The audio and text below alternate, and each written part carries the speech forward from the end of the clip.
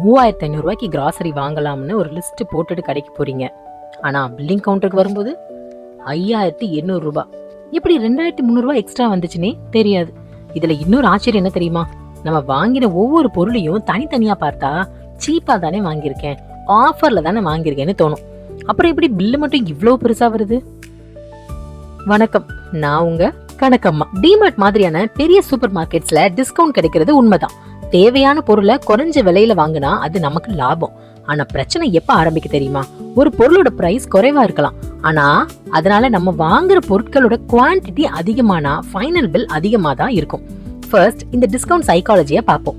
ஒரு ப்ராடக்டோட எம்ஆர்பி 180 ரூபாய், ஆஃபர் பிரைஸ் 149 ரூபாய், யூ சேவ் 31 rupees அப்படின்னு இருக்கு.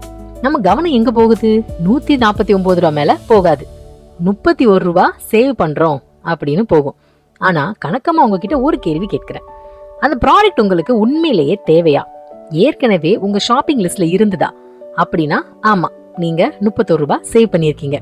ஆனா அந்த ப்ராடக்ட் வாங்கணும்னு எந்த பிளானும் இல்ல, ஆஃபர் பார்த்ததுக்கு அப்புறம் தான் வாங்கிருக்கீங்கன்னா நீங்க 31 ரூபாய் சேவ் பண்ணல, 149 ரூபாய் ஸ்பெண்ட் பண்ணிருக்கீங்க. அதனால இதை மட்டும் ஞாபகம் வச்சுக்கோங்க. ஆஃபர்ல வாங்குறதெல்லாம் சேவிங் கிடையாது, தேவையானதை ஆஃபர்ல வாங்குறது தான் உண்மையான சேவிங். அடுத்தது வேல்யூ பேக். ஸ்மால் பேக்கெட் 65 ரூபாய், லார்ஜ் பேக்கெட் 110 ரூபாய். நம்ம பிரெயின் உடனே என்ன சொல்லும்?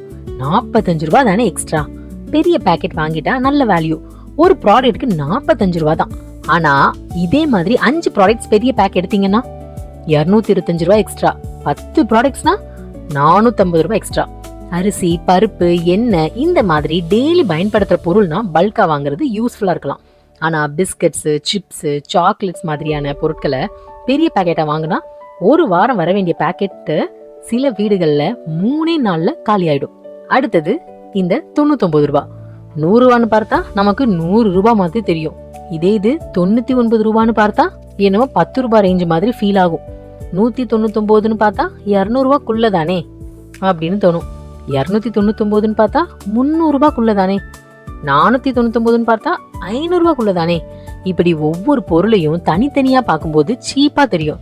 ஆனா எல்லாத்தையும் சேர்த்து பாருங்க, 99 ரூபாய்க்கு 5 பொருள் வாங்கினா 495 ரூபாய், 199 ரூபாய்க்கு 3 பொருள் வாங்கினா 597 ரூபாய், 299 ரூபாய்க்கு 2 பொருள் வாங்கினா அது 598 ரூபாய், மொத்தம் 1690 ரூபாய்.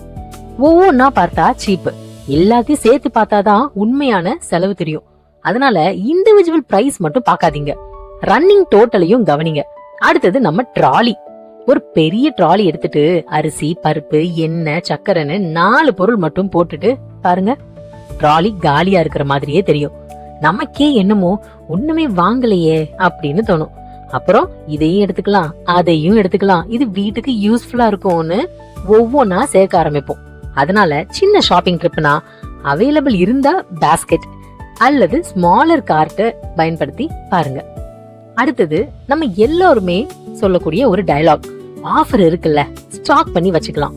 Detergent 2, toothpaste 4, soap 6, shampoo 2, எண்ணெய் 2 கேனு. ஒவ்வொரு ப்ராடக்ட தனியா பார்க்கும்போது நல்ல டீல் மாதிரி தான் இருக்கும். ஆனா மாச பட்ஜெட்டை பாருங்க, நார்மல் கிராசரி பட்ஜெட் 4000 ரூபாய், ஸ்டாக் வாங்கினது மட்டும் 1700, ஃபைனல் பில்லு 5700 ரூபாய். பல்க் பையிங் தவறுன்னு நான் சொல்லல, நீங்க தொடர்ந்து பயன்படுத்துற பொருள் எக்ஸ்பைரி பிரச்சனை இல்ல, ஸ்டோரேஜ் இருக்கு, உண்மையிலேயே நல்ல சேவிங் கிடைக்குது அப்படின்னா வாங்கலாம். ஆனா ஆஃபர் இருக்குது என்பதற்காக மட்டும் ஸ்டாக் பண்ணாதீங்க. அடுத்தது ஸ்நாக்ஸ். வீட்டில இருந்து கிளம்பும் போது நம்ம கிராசரி லிஸ்ட் ரொம்ப இன்னசென்ட்டா இருக்கும். அரிசி, பருப்பு, எண்ணெய், சக்கரை, சோப்பு, அவ்வளவுதான். ஆனா பில்லிங் கவுண்டருக்கு வரும்போது சிப்ஸ் எப்படி வந்துச்சு, சாக்லேட்ஸ் எப்படி வந்துச்சு, குக்கீஸ், ஜூஸ், நூடுல்ஸ், ஒவ்வொன்னுத்துக்கும் நம்ம கிட்ட ஒரு காரணம் இருக்கும். குழந்தைகளுக்கு வாங்கலாம், கெஸ்ட் வந்தா இருக்கட்டும், டீக்கு சாப்பிடலாம், ஆஃபர்ல இருக்கே, இப்படி 50, 80, 120ன்னு சேர்ந்து சேர்ந்து ஸ்நாக்ஸ் மட்டும் 700, 800, 1000 ஆகிடும். இப்போ ஒரு ரியல் கால்குலேஷன் பார்ப்போம். நம்ம ஒரிஜினல் கிராசரி லிஸ்ட் 3500 ரூபாய், ஸ்நாக்ஸ் 650 ரூபாய் எக்ஸ்ட்ரா, ஆஃபர் பார்த்து வாங்கின பொருட்கள் 450, ஸ்டாக் பண்ண வாங்கினது 700, இம்பல்ஸ் பர்ச்சேஸ் 500. இப்ப டோட்டல் எவ்வளவு? 5800. அதாவது 3500 ரூபாய்க்கு வாங்க போன நாம 2300 எக்ஸ்ட்ரா ஸ்பெண்ட் பண்ணிருக்கோம். கவனிங்க, ஒரே ஒரு பொருளுக்கு 2300 ரூபாய் செலவு பண்ணல. 50, 100, 200, 300 இப்படி சின்ன சின்ன பர்ச்சேஸ் தான் சேர்ந்து மொத்தமா 2300 ஆகியிருக்கு. அடுத்தது இன்னொரு மைண்ட் செட். இவ்வளவு தூரம் வந்துட்டோம், வந்ததுக்கு எல்லாத்தையும் வாங்கிட்டு போயிடலாம் அப்படின்னு நினைப்போம். ஆனா வீட்ல ஏற்கனவே இருக்கிற பொருளை கூட மறுபடியும் வாங்கிடுவோம். இதுக்கான சொல்யூஷன் சூப்பர் மார்க்கெட்டுக்குள்ள ஆரம்பிக்க கூடாது, வீட்டில இருந்தே ஸ்டார்ட் ஆகணும். ஷாப்பிங்க்கு கிளம்புறதுக்கு முன்னாடி ஒரு 10 நிமிஷம் எடுத்துக்கோங்க.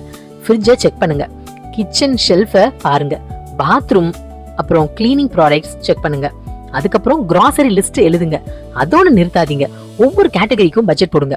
உதாரணத்துக்கு அரிசி அப்புறம் பருப்பு இதுக்கெல்லாம் 1200, எண்ணெய் அப்புறம் மசாலா இதுக்கெல்லாம் 700, கிளீனிங் ப்ராடக்ட்ஸ்க்கு ஒரு 500 ரூபாய், பர்சனல் கேருக்கு ஒரு 400, ஸ்நாக்ஸுக்கு 400, மற்றதுக்கு கொஞ்சம் சின்ன சின்ன தேவை எடுப்போம்ல அதுக்கு ஒரு 300 ரூபாய். இப்படி மொத்த பட்ஜெட் 3500.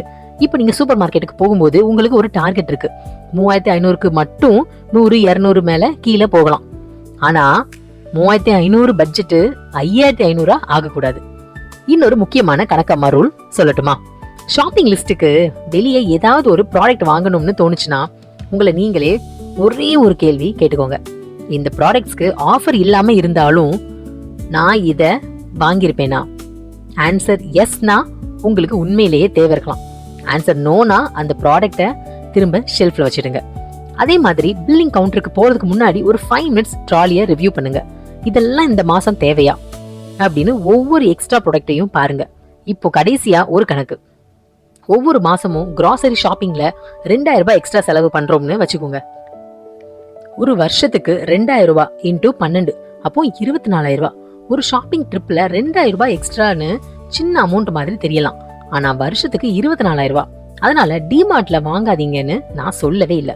டிஸ்கவுண்ட் கிடைக்கிற இடத்துல தேவையான பொருளை வாங்குங்க, ஆனா சீப்பா கிடைக்குதுன்னு தேவைக்கு அதிகமா வாங்காதீங்க. இந்த ஒரு லைன் மட்டும் ஞாபகம் வச்சுக்கோங்க. தேவையான பொருளை டிஸ்கவுண்ட்ல வாங்குவது சேவிங், டிஸ்கவுண்ட் இருக்குங்கிறதுக்காக பொருளை வாங்குவது ஸ்பெண்டிங். இந்த டிஃபரன்ஸ் புரிஞ்சிட்டாலே உங்க கிராசரி பில்ல பெரிய மாற்றம் வரும்.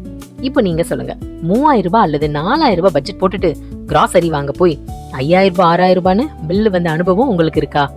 உங்க பிளான்ட் பட்ஜெட் எவ்வளவு, ஆக்சுவல் பில் எவ்வளவுன்னு காமெண்ட்ல சொல்லுங்க. அடுத்த வீடியோல 8000 ரூபாய் கிராசரி பில்ல 5000 ரூபாய்க்குள்ள எப்படி கொண்டு வரலான்னு பிராக்டிக்கல் கால்குலேஷனோட பார்க்கலாம். கணக்கு தெரிஞ்சா காசு நம்ம கையில இருக்கும். நான் உங்க கணக்கம்மா.